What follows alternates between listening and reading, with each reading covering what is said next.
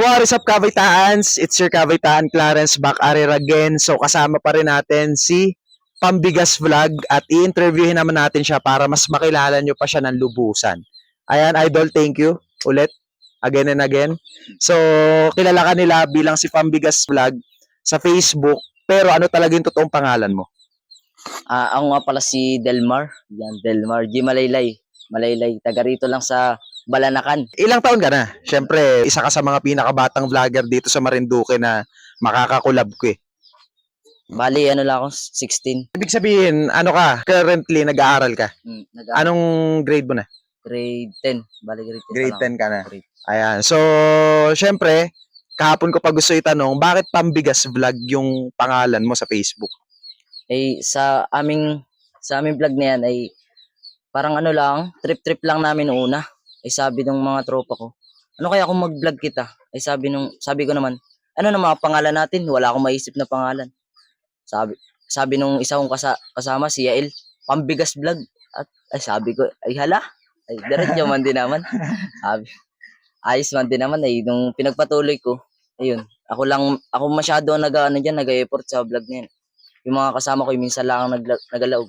Bali ako lang lahat. Ibig sabihin, yung Pambigas Vlog, yung original niya, grupo kayo. Oh. Tapos parang naging ikaw na lang yung naging solo ngayon. Oh, Na, tapos nalabas-labas na lang sila sa mga video. Minsan lang. Oo. Pero bukod sa, kasi ang purpose itong interview na to, mas makilala ka nila eh. Siyempre, napapanood ka na nila sa Facebook, marami-rami na rin yung mga videos mo. Tiningnan ko kasi yung ano mo, yung account page. Ayan. Ano bang pinagkakabalan mong sa buhay? Bukod sa pagbablog. Ayan. Pag minsan magalaog, sabay nag-aaral. Estudyante ka ngayon. Oh. Kaya di ako laog ako ngayon. Saan ka nag-aaral? Anong school? Sa Balanacan National High School. Shoutout sa inyo dyan, sa mga nag-aaral dyan. Yun. Balanacan National High School. Balanacan So, estudyante ka ngayon, tapos content creator. Bukod sa pagko-content tsaka sa pag-aaral, na-given naman na. Ano pa yung ibang hilig mo sa buhay na pinagkakaabalahan? Nakita ko parang ano ka, Boy Scout ka ata. Boy Scout.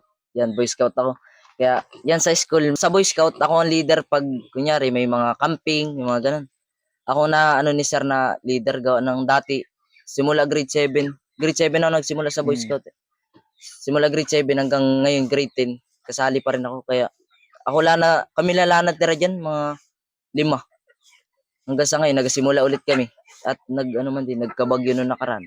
Hindi kami nakaraan taon. Ayun, kakatapos lang namin kasi ang pinakang content kasi na ginagawa ko ngayon, ayun nga, umiikot ako sa buong Marinduque. Tapos, nag-i-spend ako ng at least isang araw sa bawat content creator, sa bawat bayan para ma-experience ko kung ano ba yung buhay nila pag offline sila. Yung sa'yo kasi parang yung mga vlog mo naman, yun na rin yung parang ginagawa mo talaga eh. Pero ano pa yung hindi pa alam ng mga tao tungkol sa'yo na hindi nila nakikita madalas sa social media? Yung mga ibang trip mo, mga hilig, mga hobbies, ganyan. Nag-drawing, yung mga ganun. Drawing, beatbox. Ayan. Narinig ko nga ikaw kanina. Hilig yan, beatbox. Ano pa ito? Taekwondo yan, mga sports ko. Takraw. Boy Scout ka, nag-aaral ka, nagva-vlog ka, nagsisepak takraw ka, taekwondo, ano pa yung nabanggit mo? Beatbox. Beatbox tsaka drawing. Ayan, sample daw, may nasigaw sa likod ng beatbox. Beatbox? Ayan guys, konting minuto para marinig natin kung pwede na sa Pilipinas Got Talent. Payakin na lang muna. Beatbox, saglit lang, konting sample lang. Sound check.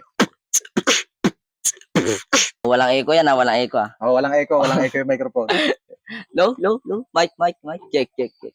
Yan. Testing lang. Ayan, so nakita nyo naman, napaka-talented ni Pambigas Vlog, napakaraming hobby.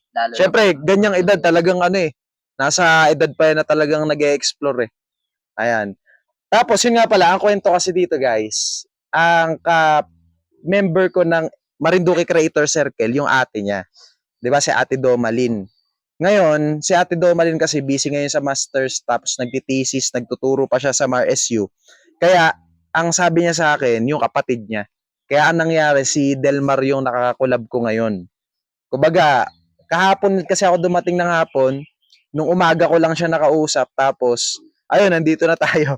Hanggang sa ito, matatapos na, lilipat na ako sa ibang content creator. Kumbaga, ano yung parang nakita mo sa content creation? Bakit mo siya sinimula na gawin? May mga naging inspirasyon ka ba? Siyempre, di ba, lahat naman ng vlogger, meron tayong mga idol na parang yun yung naging trigger kaya natin sinimulan. Sino yung idol mo pagdating sa pagko-content? Si Tabionan. Siyempre, si Idol Tabionan. Ayan, Taga- baka may gusto kang sabihin kay Idol Tabionan, makarating sa kanya tong video. Ayan. Ang gusto ko lang ay, sana ay makasama ko rin sa mga gantong pag-content. Idol ko kasi. Gusto ko makasama sa mga nature trip niya. Mga ganun. Oo. Mga kaliting Mm. nature trip. Quality. Sabi lang nun ano kaya makalasa? Ayan, si Tabionan Vlogs, taga, yun, Gasan. Gasan. Ayan, nakausap ko na rin si Tabionan. Pagdating ko ng Gasan, pupunta ako sa kanya. Ayan, sakto. Ikaw yung una ko nakakolab. Di, malay mo. Di ba, soon, makasama mo siya sa isang nature trip sa Tabionan, sa mga bundok doon. Ayan, si Delmar ay isang aspiring content creator. Ang purpose din itong ginagawa ko na pag-video, syempre, para ma-showcase, makilala rin yung mga small content creator dito sa Marinduque. Kasi ang kilala lang halos sa mga tao, syempre, yung malalaki na talaga. Yung mga medyo nag-uumpisa pa lang, tsaka yung mga rising pa lang, ito yung parang pinaka-break. Ayan, bakit kanila kailangan panoorin at subaybayan at i-follow? Para din sa malibang ba? Tsaka yung mga content creator na maliit pa, marami ding nakikita na pwedeng tutunan, na-inspire ba? Mga ganun. Kaya yung mga ano dyan, mga nagbablog na bago pa lang, huwag kayong suko. Laban lang. Huwag may tiyaga, may nilabon. Ano? Paano kanila makikita sa Facebook? Ano yung pangalan mo na eksakto? Ano lang, Delmar Malaylay. Yung pinaka-account mo yan. Pero yung sa pagbablog mo, Pambigas Vlog. Pambigas Vlog, page yan. Page. Ilang followers ka na ba ngayon? Oh, wala pang ano, mga 1K pa lang. Ano, Malapit na mag 1K, parang Bali- 900 plus. 950. 950, sakto. Actually, marami na rin yun para sa nag-uumpisa.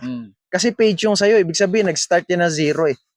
Yung mga katulad ko na digital creator, yung profile lang ginamit, pag kasi tinurn on mo yung professional mode nun, automatic magiging followers mo na yung mga friends mo eh. So, ibig sabihin yung sa'yo, talagang ano yun, simula zero, malapit ka na mag 1K. Ayan, so happy 1K followers. Baka may gusto kang sabihin sa mga followers mo, mga kabigas natin dyan na nanonood. Masasabi ko sa mga followers natin dyan, salamat sa inyo kahit hindi tayo nag-post pag minsan, kahit patigil-tigil, diyan pa rin kayo. Thank you. Sana'y tuloy-tuloy ang inyong suporta. Suportahan din ninyo si Kabaitaan Clarence. Solid yan, solid. Subaybayan nyo yung agawin niya ngayong pag-ikot niya sa Marinduque, paglibot. Hindi pa to yung huli nating pagkikita. Siyempre, ang maganda lang kasi dito sa unang episode ng interview na to, na ginawa ko, ito yung pinakang unang collab ko eh, ikaw. Oo, kasi from Lucena guys, tumawid ako kahapon, si Delmar, ayan yung pamilya nila, ito yung pinakang kauna-unahan na collab content na ginawa ko para dito sa MCC loop na ginagawa ko ngayon.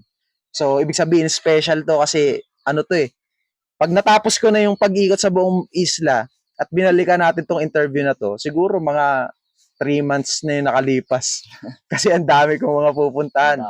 Di ba? Nasa 100 plus yun eh, kung tigi isang araw. Abuti talaga ng 3 months may gate. Baka nga hanggang Pasko pa. Siyempre, yun, hindi pa dito nagtatapos. Mas makikilala nyo pa siya kapag pinalo nyo siya sa social media niya. Para mas makilala nyo pa siya ng lubusan. At pangako, babalik ako dito once na matapos ko yung MCC loop. Para mas maipakita pa natin sa mga tao. Siyempre, gusto ko lang din po magpasalamat sa buong pamilya po ng Malaylay dito sa Sitio Balagon, sa Balanacan. Ayan, inampun po nila ako ng isang buong araw dito. Actually, lagpas na nga eh. Kasi kahapon pa ako dumating, dito ulit ako tutulog. Ayan, baka may gusto kang i-shoutout last na. Or batiin, bahala ka na. Kahit anong sabihin mo. Ayan, sa'yo na tong mic. Shoutout sa mga taga-Balanacan dyan. Magbago na kayo. Pero mababait naman ang mga taga-Balanacan. Oo, mabait. Mababait yun. Solid dito. Saka yung mga tropa ko dyan, mga taga-Manlumod, Gisian, Payi, taga-Argao yan, mga katakraw namin dyan.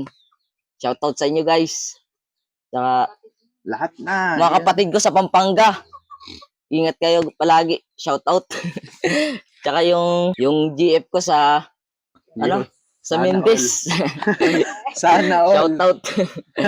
Sa mga pinsan ko shoutout sa mga pinsan ko yan sa Cavite, sila Jujin.